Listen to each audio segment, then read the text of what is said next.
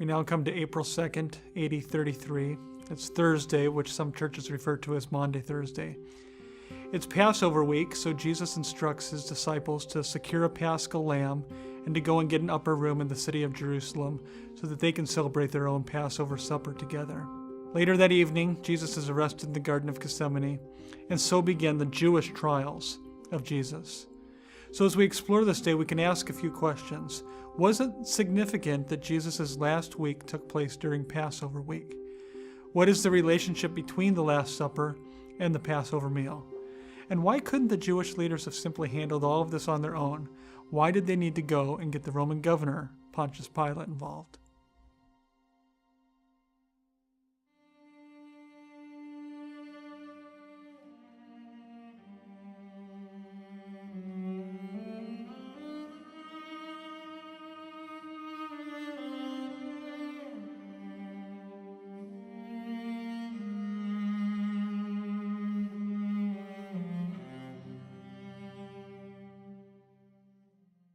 The celebration of Passover was one of the great moments of the Jewish religious year. Of course, they were celebrating their deliverance from Egypt when God brought them out of their slavery, kind of created them as a people, and started them on the road to their own land. It was important to be in Jerusalem because only in Jerusalem in the temple could you actually have the Passover lambs slain.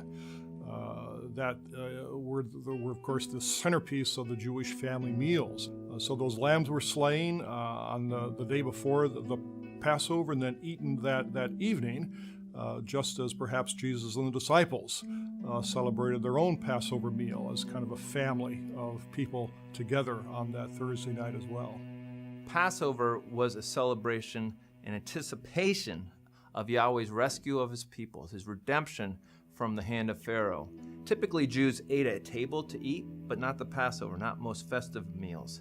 They would recline on the floor with pillows. Why? Well, during the Exodus, when they came out of Egypt, they didn't have tables to sit at.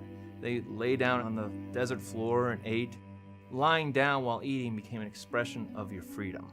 So when the disciples take the Passover with Jesus, they're lying down, looking forward to that day when Yahweh would finally grant freedom to his people.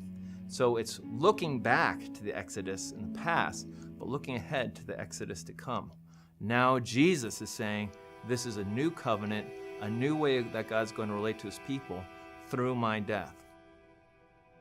When Jesus was arrested late on that Thursday night, a series of what I guess I would call judicial proceedings unfolded. During the nighttime, there was a gathering of the Sanhedrin, the high Jewish authority, where all of the Jewish officials were together, kind of interviewing Jesus, perhaps with a view to formulating an official charge. You know, what can we charge this guy with that's going to stick? What's going to work? This might have been an unofficial proceeding because at nighttime, usually the Jews were forbidden from holding official trials.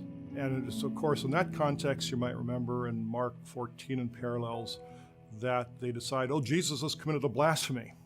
And so that gave them their sort of official basis to go ahead. However, it turns out that 3 years before Good Friday, the first Good Friday, Pontius Pilate removed from them the jus gladii, the right of execution, on orders from an anti-Semitic patron of his in Rome. And for this reason now, Pilate and the Romans alone had the right of capital punishment.